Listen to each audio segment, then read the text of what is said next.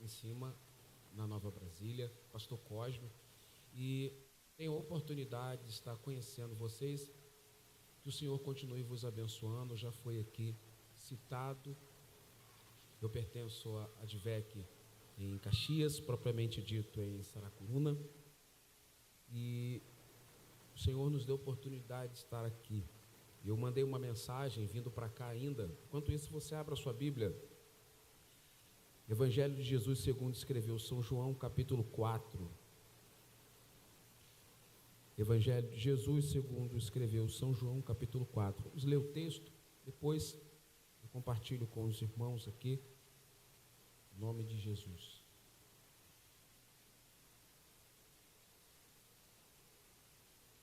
A partir do versículo 1, João capítulo 4, Evangelho, a partir do versículo 1. Eu sei que já foi posto aqui no telão, mas se você tiver com o seu exemplar, acompanhe ele, depois mantenha ele aberto, por favor. Diz assim: por isso, quando o Senhor soube que os fariseus ouviram que ele, Jesus, fazia e batizava mais que os seus discípulos, mais do que João, embora Jesus mesmo não batizava, mas sim os seus discípulos, deixou a Judéia e partiu uma vez mais para a Galiléia. Entretanto, era-lhe necessário atravessar por Samaria. Assim, chegou a uma cidade de Samaria, chamada Sicar, perto das terras de Jacó, dera ao seu filho José. Ali havia uma fonte de Jacó. Jesus, todavia, cansado da sua viagem, sentou-se à beira do poço. Isso aconteceu por volta da 6ª hora, ou da hora 6ª, próximo ao meio-dia. Nisso, uma mulher de Samaria veio tirar água. Pediu-lhe Jesus: dá-me um pouco de água para beber. Os seus discípulos haviam ido à cidade comprar alimentos. Então respondeu aquela mulher, Samaria: como sendo tu, judeu, pedes de beber a mim, uma mulher samaritana? Pois os judeus não se relacionam bem com os samaritanos. Jesus respondeu a ela: se conheceras o dom de Deus, e quem é o que pede, dá-me de beber, tu lhe pedirias, e ele lhe daria água viva. Por favor, você que tem seu assento, tome-o por gentileza. Continuando a fala, nós estávamos já nos preparando para vir, prontos na verdade, e tivemos a notícia que aquele rapazinho ali, faz o sinalzinho, rapazinho, Pietro, lá no pátio do condomínio onde nós moramos, ele sofreu um acidente de bicicleta. De repente, pai, caí, e foi aquela preocupação toda. Por hora, nós observamos, minha esposa é enfermeira, então ela deu uma olhada, viu que era uma luxação, embora ele ainda está sentindo muitas dores. Falei: e aí, vai ficar em casa, vamos levar para a emergência? Eu ligo para o pastor, a gente remarca, até porque a prioridade é a família. Falei com ela: não, dá para ir, certeza? Então tá bom. E aí, podemos chegar até aqui, comuniquei ao pastor. Ele: pastor, pelo amor de Deus, avisa que eu vou chegar um pouquinho tarde. Agora, se não houver condições, se não atrapalhar o culto aí, irmãos, eu compreendo perfeitamente, a gente marca outra oportunidade. E assim, Deus nos permitiu chegar aqui. Muito obrigado aos pastores pela compreensão. O Senhor continue abençoando. Obrigado, tá? Obrigado pela confiabilidade. Bom, o texto que vamos pensar um pouco sobre ele, debruçar, ele é um texto muito próximo de todos nós. Se não for de todos nós, boa parte já ouviu falar da história de Jesus com a samaritana. Eu quero conhecer, quem já ouviu falar dessa história aqui de Jesus com a samaritana? Maravilha. Então, boa parte da igreja. Talvez você que seja novo convertido, se tem alguém aqui novo, não tenha ouvido falar, mas de alguma forma você já ouviu alguém cantar, porque existem outras composições que narram essa história. Havia uma divergência em relação povos, raças, etnias e, consequentemente, junto a isso também, uma guerra religiosa.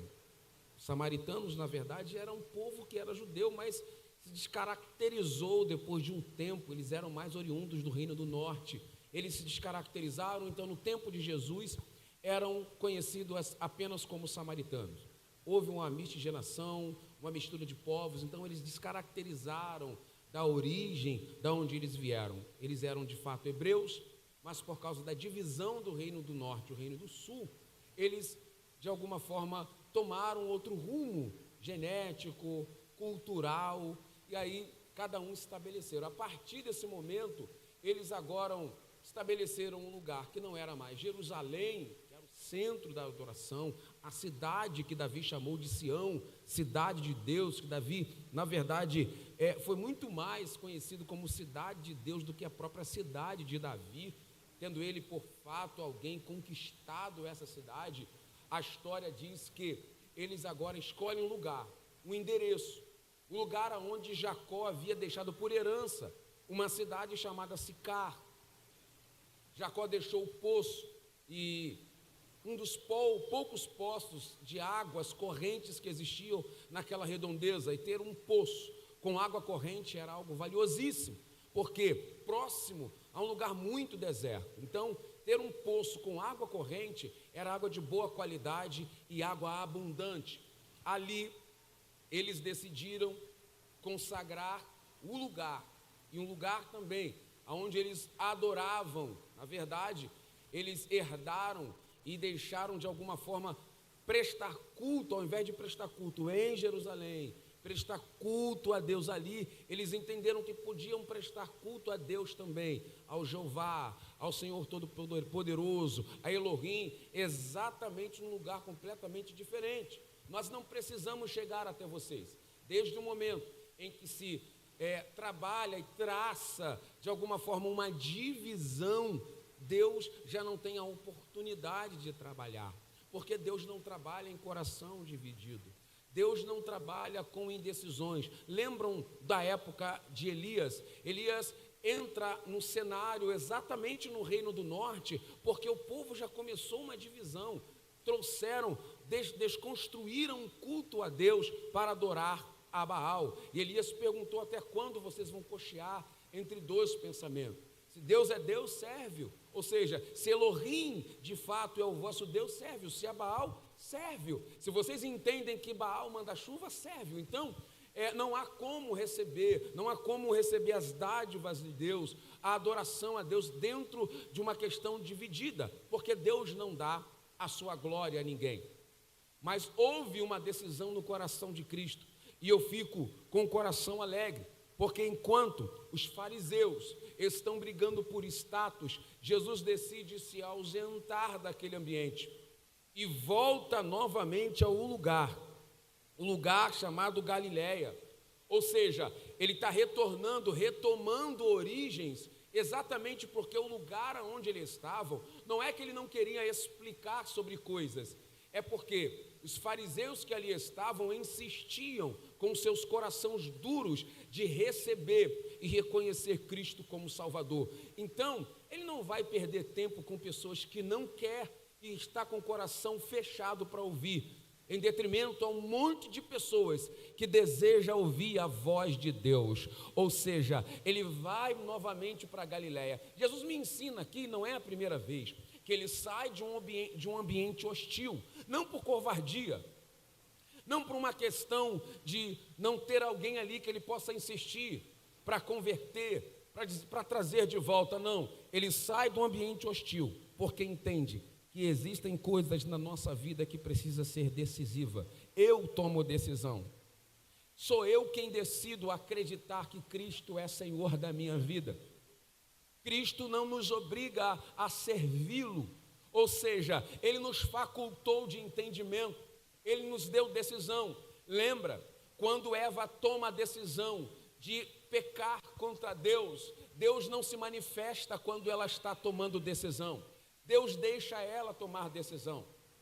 Não obstante a decisão dela, ela vai diante a Adão e insiste: faz um discurso para Adão, convence Adão, e Adão também toma a sua decisão de pecar contra Deus.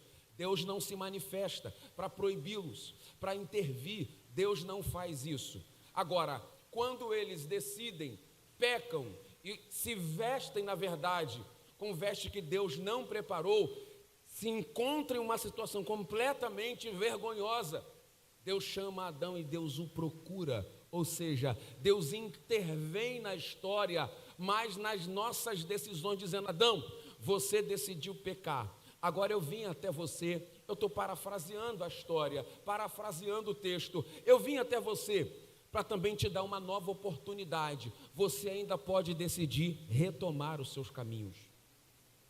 Eu vim dar mais uma oportunidade para você, da mesma forma que decidiu pecar. Eu também tenho redenção para a sua vida, redenção para a tua história, redenção para a sua família. Deus é o Deus das oportunidades. Deus não intervém quando eu decido, mas Ele intervém me dando oportunidade para retomar a minha caminhada. Porque senão não seria agradável e não seria inteligente servir um Deus que em algum momento seríamos um boneco ventríloco, ou seja, não tomaríamos decisões próprias, mas existe oportunidade. Deus está dizendo a pessoas aqui nesta noite, dentro dessa introdução bíblica, não importa quais decisões te levaram a lugares longe de Deus, a pergunta é: quer retomar a sua caminhada hoje? Quer voltar a caminhar com Deus hoje? Ele está te dando oportunidade. É possível que entre nós aqui existam pessoas que vieram a este culto simplesmente por um convite de alguém, mas está ouvindo Jesus falar para você: eu preciso mudar a tua história, eu quero andar contigo novamente. E talvez seja a tua pergunta: por que o Senhor não se manifestou quando eu tomei tais decisões que me decidiram me afastar da tua presença? É porque Deus está dizendo: eu queria que vocês vivessem a sua própria experiência e entendesse que eu te capacitei de inteligência. Você sabe que o caminho que você traçou não está sendo bom para você, não está sendo bom para a sua casa, não está sendo bom para a sua família, mas eis a oportunidade de retomar a história. Voltando ao texto, Jesus sai daquele ambiente hostil, ele me ensina algo. Existem lugares na nossa caminhada, existem pessoas, e eu não estou falando de divisão, não estou falando de separação, não estou muito menos em deixar de insistir em pessoas para que elas mudem, mas existem ambientes, existem situações que você vai precisar se ausentar. Jesus foi claro em dizer que nós não podemos dar pérolas aos porcos. Ele faz uma comparação. Nenhuma pessoa em sã consciência vai dar pérolas a porcos, mas ele vai ao extremo para dizer que a pregação é bela demais. A morte de Cristo na cruz, o sacrifício de Cristo na cruz, no Calvário, é poderosíssimo demais para estar em situações que pessoas estão com o coração fechado e insistem em suas decisões. Mas para quem deseja mudar de vida, porque esta é a proposta do Evangelho, o Evangelho vai até o final. Aí não importa onde essa pessoa foi, senhoras e senhores aqui, meus irmãos em Cristo, não importa o que a pessoa fez, se a partir do momento ela está decidida em mudar, Jesus muda a história. Jesus transforma caráter, Jesus transforma rumo de vida, que familiar, que a sociedade diz: não tem mais jeito, não tem mais solução. Até a própria pessoa acredita que não tem mais jeito. Jesus entra na história e dá uma direção diferente. Eu acredito que nessa noite Jesus vai mudar rumo de pessoas essa noite. Rumo de pessoas na sua casa, na sua família, pessoas pelas quais você ora, pessoas pelas quais você intercede. Eu entendo no nome de Jesus e acredito que o poder do Evangelho é poderoso para romper barreiras, para romper cadeias do inferno, atravessar cidades e a transformar corações, mudar casamento, mudar filho que não está obedecendo o pai, esposo que não se entende mais com a sua esposa, cônjuge que não se entra mais em negociações, em conhecimento. Jesus é poderoso para isso. Ele sai desse ambiente hostil Ele sai desse ambiente porque ele precisa informar. Existem pessoas com sede de Deus. Existem pessoas que precisam ser transformadas. E não está no relatório de João Evangelista, que também de fato era alguém que caminhou com Cristo, que Jesus disse a ele que ia passar por Samaria para encontrar com alguém. Ele ia passar por uma questão geográfica, e aqui existem 2 caminhos para chegar a Galileia, mas Jesus resolve exatamente passar por o caminho que os judeus não passavam. Jesus poderia evitar passar em Sicar. Jesus poderia, talvez, eu quero aqui apenas olhar o texto, talvez na ótica de um dos discípulos que estavam ali, quem sabe disseram: Senhor, será que esse caminho é bom a passar? Sicar é um lugar hostil. Nós iremos encontrar com alguns samaritanos, pessoas que não nos recebem bem, não nos recepcionam bem. Mas Jesus, se tivesse que dar um conselho, não, é exatamente esse caminho que eu vou traçar. Porque nas nossas divergências, nas nossas limitações, o Evangelho entra exatamente aonde eu penso diferente. Se Jesus pensasse sobre a minha vida o que eu pensava ou que alguém pensava, hoje eu não estaria diante de um altar. É exatamente como ele pensa, completamente contrário. O próprio João, o evangelista, no capítulo 3, versículo 14, versículo 16, ele disse: porque Deus amou o mundo, e esse mundo aqui não é apenas um mundo cósmico, é um mundo de pessoas, independente de fato amar ou não. E o texto diz: amou antes de decidir eu mesmo amá-lo, ele já havia me amado. Então não depende da minha ação, o amor de Deus está lá. E o amor de Deus rompe exatamente esse propósito. Esse evangelista João, que amor é esse? Amou de tal maneira. Agora, qual é a prova deste amor? A prova deste amor é exatamente que ele entregou o seu filho. Ele provou na prática que você não precisa, de alguma forma, provar primeiro. Ele decidiu e provou o amor dele em favor exatamente da humanidade. E por causa desta prova de amor, cumpre-se a profecia de Isaías. Um menino nos nasceu e um filho se nos deu. Ele deu o seu filho para que todos, independente de raça, posição social, tivesse a oportunidade de estar um dia. Olha eu e você aqui hoje, bonitos, vestidos da graça de Deus. Talvez eu falo a pessoas que o seu amigo não acreditava mais em você, seus familiares não falavam, não acreditavam mais em você. É claro que o Evangelho não é apenas para pessoas que estavam descartadas e desprezadas pela sociedade. O Evangelho atinge todas as áreas da humanidade, porque a Bíblia diz que a nossa justiça é como um trapo de imundícia. O que é isso? Na época antiga, as hebreias principalmente, não usavam no seu ciclo menstrual nenhum tipo de solução a não ser panos de linho. E os 7 dias que elas ficavam ali, era isso que Jesus estava dizendo. Aqueles trapos que elas usavam depois dos 7 dias, elas jogavam fora. A nossa justiça, ele faz essa comparação, porque existe um discurso de alguém dizer: não, eu sou filho de crente, eu sou filho de pastor. Não, um dia eu falei assim: eu por acaso sou filho de pastor, criado na igreja, mas precisei decidir, pastor Herbert, pastores desta casa, decidir para Cristo. Precisei levantar a minha mão, porque salvação em Cristo fala de decisão pessoal. Eu não posso salvar minha filha, por mais que eu queira. Não posso salvar minha esposa, não posso salvar meu filho, não posso salvar meu amigo. Agora, eu posso aconselhar, posso ser o maior exemplo, aí sim, de vida para alguém. Exatamente esse ponto. Eu posso ser alguém que está precisando ser salvo diz assim: não, eu quero ser igual o Anderson. Eu quero ser igual, não é o Anderson pregador, é o Anderson pessoa, é o Anderson CPF, não é o Anderson PJ de Cristo, é o Anderson que eu vejo ele sair para o trabalho. Ele torce até por um time diferente do meu. Se aqui alguém for vascaíno, desculpe. Tricolor, botafoguense está feliz, né? Mas se tiver flamenguista aí, tem crente. Vou tomar gabinete aí depois da pregação. Falei um time diferente.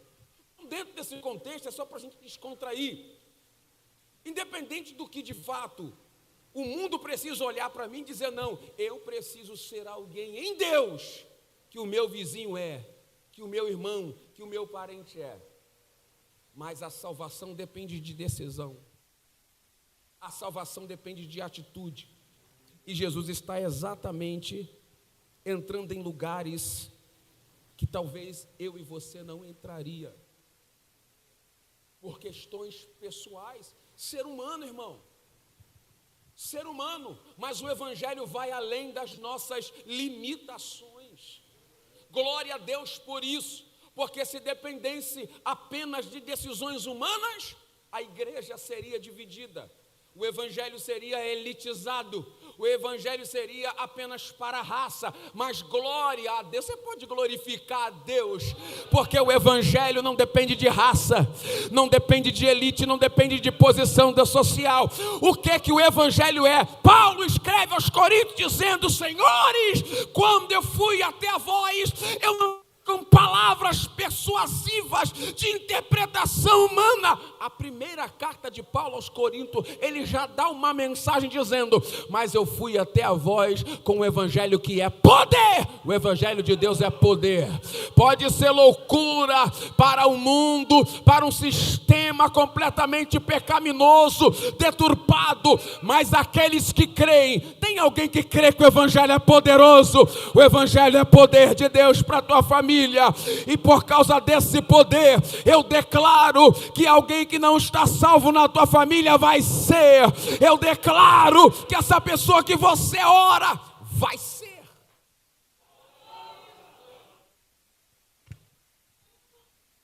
O poder do Evangelho é para isso.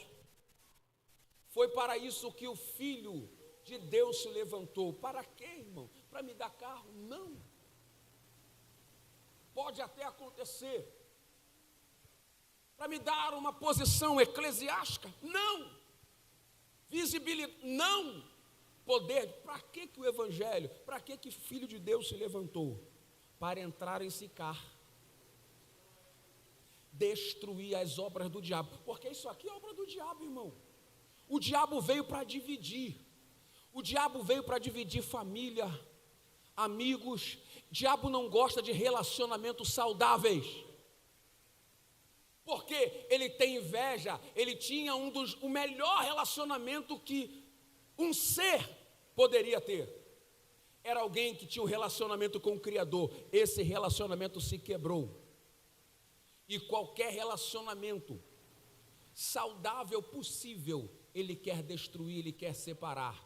Aqui estamos falando de um mesmo povo. Aonde você vê uma pregação ou alguém tentando dividir, um conceito de divisão não é Deus. Agora, o conceito de Deus é reconstruir história. Eu vim aqui para dizer para você nessa noite, no nome de Jesus, não importa o que aconteceu no contexto familiar, no teu contexto de relacionamento, não importa quem falou de você, não importa o que aconteceu há anos atrás, que fez com que essa amizade fosse destruída, fez com que seus relacionamentos próximos fossem destruídos. Eu vim aqui declarar que Jesus estará entrando na sua Sicar hoje, nessa noite, hoje, e vai reconstruir histórias.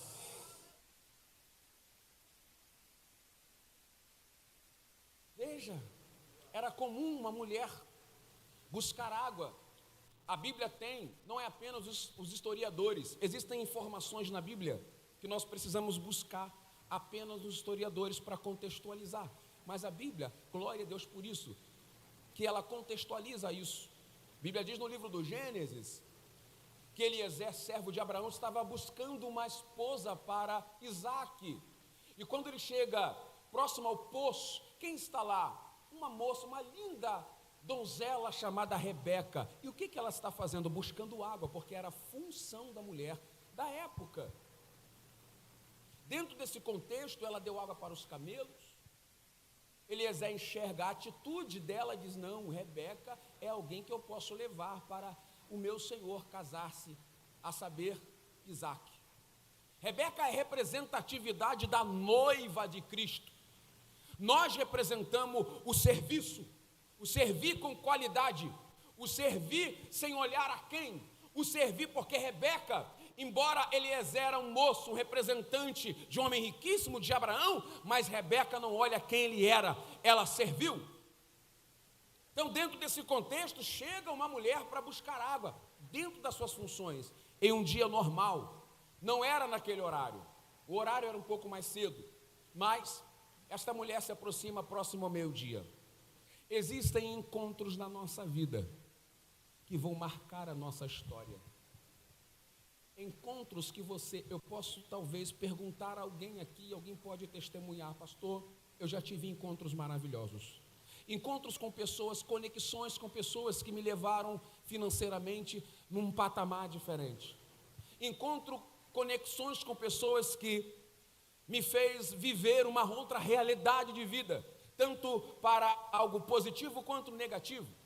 Mas eu quero tender um pouco mais para uma questão boa, para um caminho bom, pessoas que te levaram a lugares que talvez você por si só não iria, mas este encontro, a partir desse café, a partir desse relacionamento, elevou a sua vida, te apresentou outras pessoas e você viveu uma nova história. São encontros que você talvez não esqueça, mas tem um encontro. Eu não lembro exatamente, não sei se é o Álvaro Tito, ou se é, eu já estou caminhando para terminar, eu posso chamar um tecladista? Lá na igreja eu falo assim: tecladista, eu vou dividir a coxinha no final. Eu não sei se tem coxinha aqui, mas se não tiver eu vou comprar para a gente dividir. Você come coxinha? Não, Barão, que esse corpo de perfil aí de atleta, me ajuda aí. Te encontrar, foi tão bom. De 90 para baixo vai conhecer. Sem prazer me sentia muito só. Tá vendo? Não estou sozinho não, pastor, viu? Te encontrar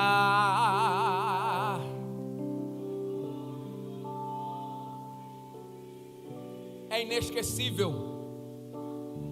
Eu posso estar falando a pessoas aqui que talvez estejam afastadas do Evangelho, pessoas que talvez foram magoadas, marcadas, porque existem pessoas que nos marcam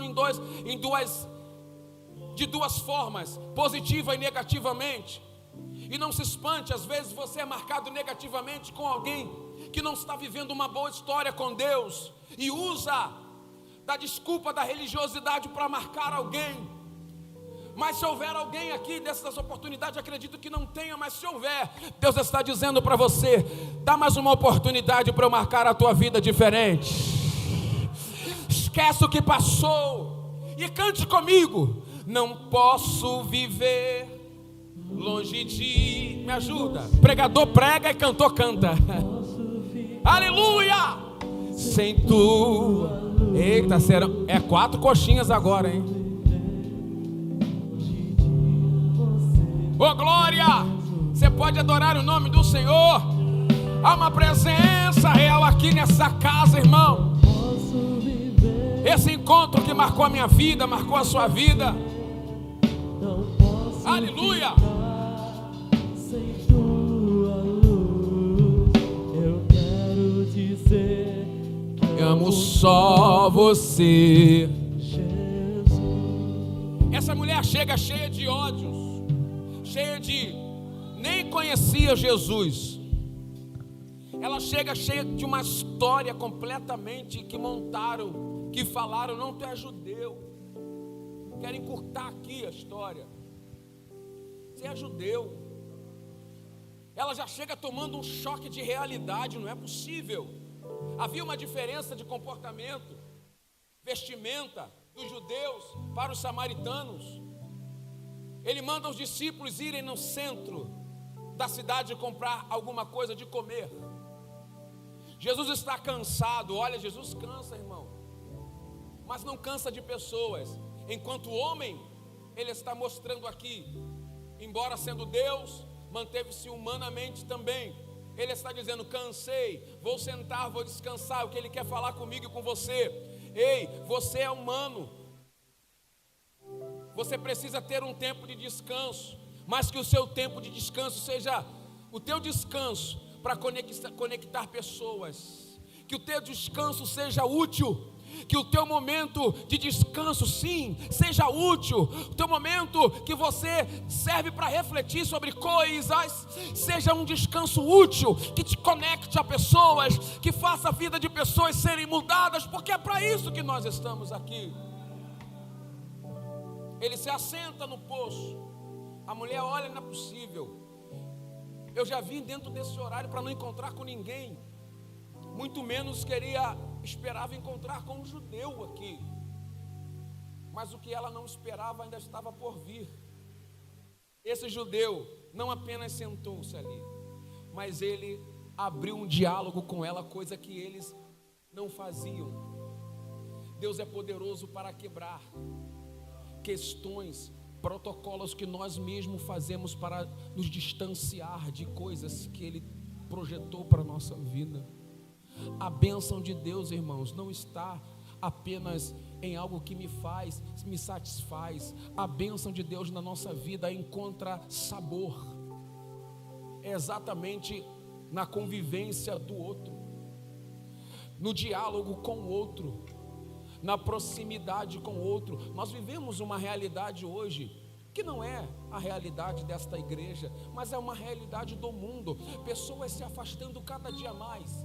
Antes, na efusão da internet, das conexões, agora não mais. Existem pessoas que nem se preocupam com rede social, pessoas que são completamente aversas à rede social, mas simplesmente não querem conviver com outras pessoas.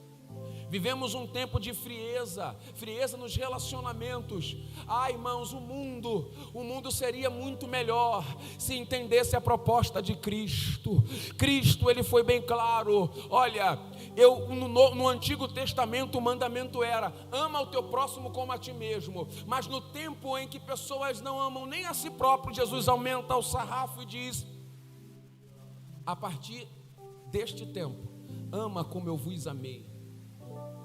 Ele dá um conselho, relacionamento. E quando a mulher se aproxima para pegar água, ele pede: dá-me de beber, pois tem sede. Tá bom, Tom? Viu? Agora eu vim para 2024. Não precisarei aqui voltar. Uma vez que eu já... Agora a galera aí de 2000 em diante pode cantar comigo. Porque a minha alma esperou a fonte da vida que me encontrou. És o dom de Deus, o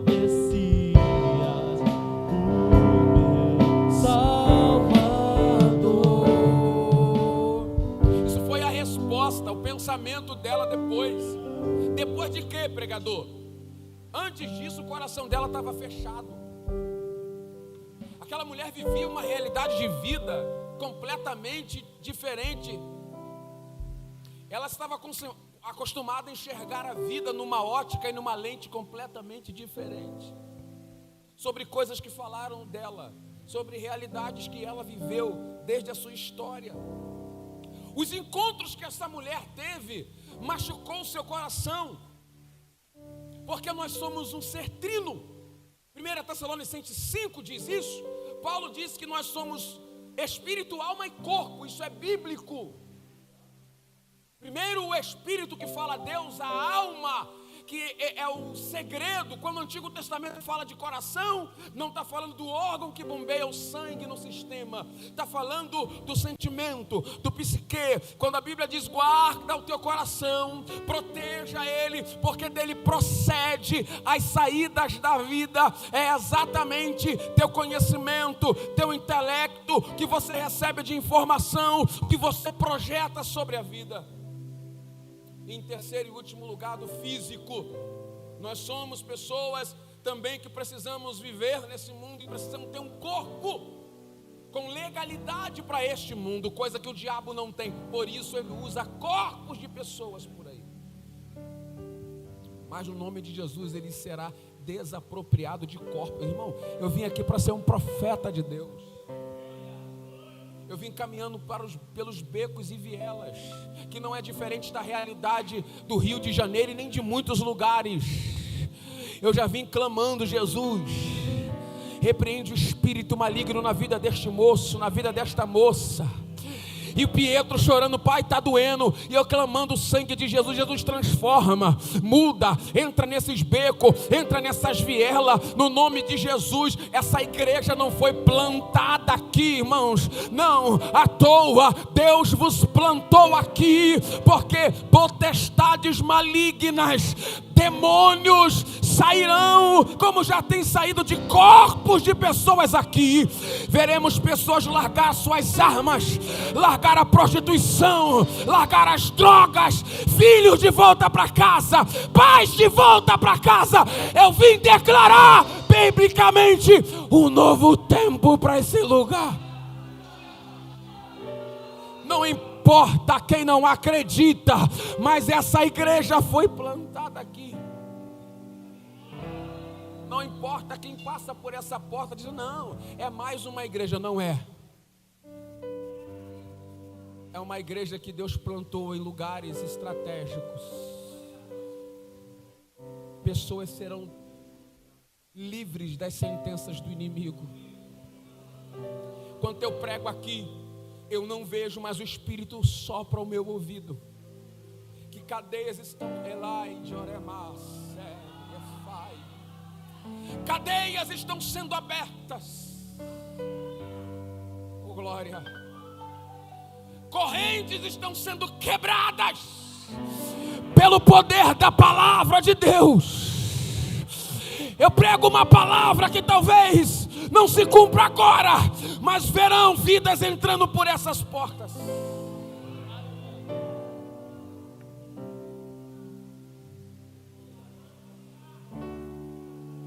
Glória, glória.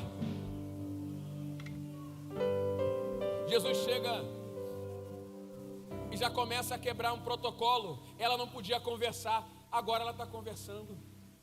Agora ela está falando, já estabeleceu um relacionamento. Primeiro protocolo já foi quebrado, porque todo princípio, uma porta é aberta, não apenas com aquilo que eu posso oferecer financeiramente. Palavras abrem portas da alma. Uma palavra sábia, tranquila, ela acaba com o furor. Jesus sabe, e com todo respeito a quem é da área da ciência aqui, pelo contrário, nossos pastores são psicólogos conhecidíssimos e respeitados.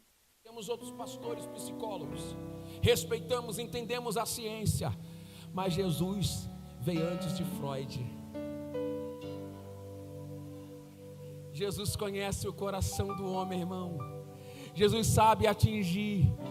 E às vezes a técnica da ciência, seja ela da psicologia, da psiquiatria ou a psicanálise, na verdade, você precisa falar, o paciente precisa dizer. Mas tem áreas que Jesus cura sem haver uma palavra. Eu acredito que aquele relacionamento foi estabelecido só com a presença dele. A presença de Jesus é suficiente.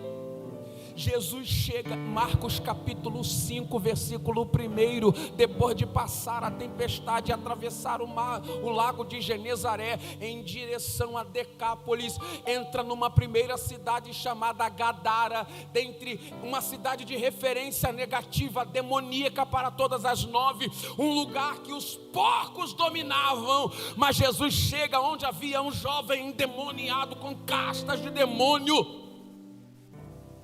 Colocavam roupa nele e ele tirava, vivia nu, prendia ele se arrebentava as cadeias, os grilhões.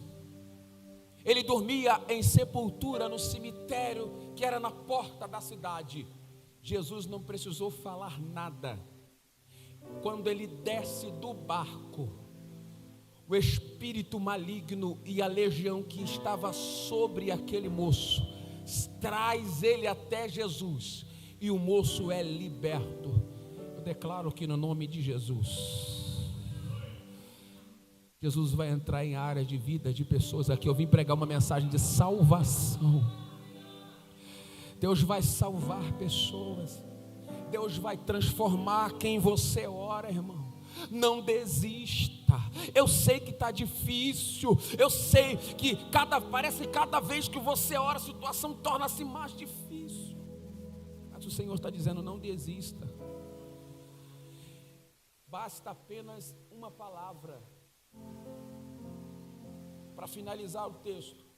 A Bíblia diz que há um relacionamento estabelecido, todo um diálogo, todo um contexto, e a mulher fala do contexto que não posso te emprestar, que não posso. Jesus fala: eu posso. A mensagem do ser humano é não pode, mas a mensagem de Cristo é pode, eu posso, eu transformo, eu abro porta. Não, isso haveria alguma coisa impossível para Deus? Não é uma pergunta, é uma afirmação. Lucas capítulo 1, versículo 37, quando o anjo Gabriel fala a Maria, haveria alguma coisa impossível não há nada impossível para Deus.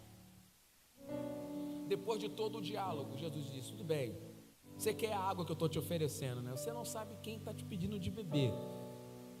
Se você soubesse, você lhe pediria, ele te daria água viva. Ela pensa que é naquele contexto das águas vivas, água corrente, mas ele está dizendo: não é sobre essa água. Você quer essa água? Não, eu quero, para não voltar aqui. A água que Jesus não dá, não muda, a água que Jesus dá não é para mudar o contexto da nossa vivência apenas social. Você não precisa deixar de trabalhar, de estudar, não é sobre isso. É você ir para o teu trabalho, é você conviver em sociedade de uma forma completamente saudável, porque vivemos numa sociedade doente, pessoas que não estão satisfeitas com nada, pessoa, pastor, que tem um sonho em realizar, construir uma casa. Quando constrói, ela reclama da casa que ela mesma tinha sonho de construir. Que realidade de vida é essa? Vivemos numa realidade em que pessoas têm sonho de conquistar coisas, depois que conquista, eu queria tanto me casar. Aí quando se casa, reclama do casamento. Agora a realidade de Jesus é diferente. Você vai imprimir esforços para voltar aqui, você vai pegar água, só que eu quero que você volte aqui de forma diferente, do jeito diferente, um jeito transformado. As suas palavras deverão ser diferentes. Quando ela pede a água, Jesus faz uma declaração: peraí, eu não posso te oferecer uma água. Vai e busca o teu marido, busca o teu esposo. Mexe no coração dela. Todos nós fugimos de áreas da nossa vida que nos fez chorar, e essa era uma área que machucava a vida desta mulher. Ela disse: Senhor, eu não tenho marido. Eu já tive 5. E Jesus disse: já tiveste 5, e o que você tem agora não é teu. Eu sei que esse que está agora não é teu. Já tiveste 5 maridos. Aí ela olha para Jesus e diz assim: não é possível. Quem contou a minha história para ele? E ela só tinha algo a dizer e afirmar. Qual o nome do senhor? Posso chamar de irmão Rafael? O senhor é pastor Rafael? Jesus disse, a mulher disse: não, tu és profeta. porque tu és um profeta vindo de Deus. Ninguém me contou, eu não te contei a história, você está falando da minha vida. Eu já tive realmente 5 maridos. Que eu estou agora, irmãos, ele descortinou a história. Jesus trabalha com verdade. Não adianta, no início da mensagem eu disse aqui, não tem como viver um relacionamento com Deus se esse relacionamento não for decisão minha. Jesus pode revelar a minha vida de ponta cabeça, mas a decisão final é minha. E aquela mulher decide viver uma vida diferente. Eu não quero realmente viver mais essa vida em que eu tenho que me esconder de pessoas. Eu venho meio-dia aqui porque eu não quero encontrar outras pessoas, outras mulheres aqui no horário comum. Eu venho me escondendo de pessoas, e o Senhor teve a oportunidade de encontrar comigo e mudar a minha história. Posso colocar a igreja de pé, pastor? Por favor, esteja de pé. No final desta palavra, o tempo que já está chegando, que foi me dado, eu quero aqui dizer a você, esta mulher foi uma missionária em Samaria. Jesus não precisou naquele momento pregar em Samaria, ela foi a missionária. Ela disse: vem ver o que fizeram na minha vida. Os samaritanos iam deixando seus conceitos de vida, iam ao encontro de Jesus através daquela mulher. Eu quero perguntar nesta noite aqui, há alguém entre nós que já viveu, que entende essa água? O Ministério de Louvor pode continuar? Dá-me de beber, gostei. O tom tá bom? Se não tiver, gente, pode. Isso. Eu quero orar pela sua vida. Jesus te dá uma nova oportunidade hoje aqui. Ele chegou na sua Sicar para te dizer: eu quero escrever uma nova, eu quero continuar escrevendo a sua história. Filipenses 1, Paulo é claro: aquele que começou em vós a boa obra, ele aperfeiçoará até Cristo. Ele quer aperfeiçoar a obra na sua casa, na sua vida. Mas para isso, você precisa decidir. Você precisa ser claro ao chamado de Cristo. Você precisa largar seus conceitos sobre o Evangelho e se dar uma oportunidade de viver novamente uma vida com Deus. Deixar de ser apenas um frequentador de culto. Jesus quer que você leve esse culto para casa. Leva ele para a tua casa hoje. Volta com ele para a sua família. Vivemos hoje numa eleição. Jesus está dizendo: deixa eu governar a tua vida. Deixa eu mudar a tua vida, a tua história.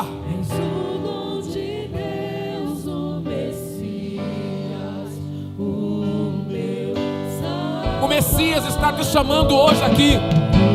Volta, vem depressa, por quem a minha alma. Ele é de verdade, você sabe disso. E você que está aqui nessa noite, talvez tenha visto uma realidade com Deus, vivido uma religiosidade. Deus quer renovar a tua vida.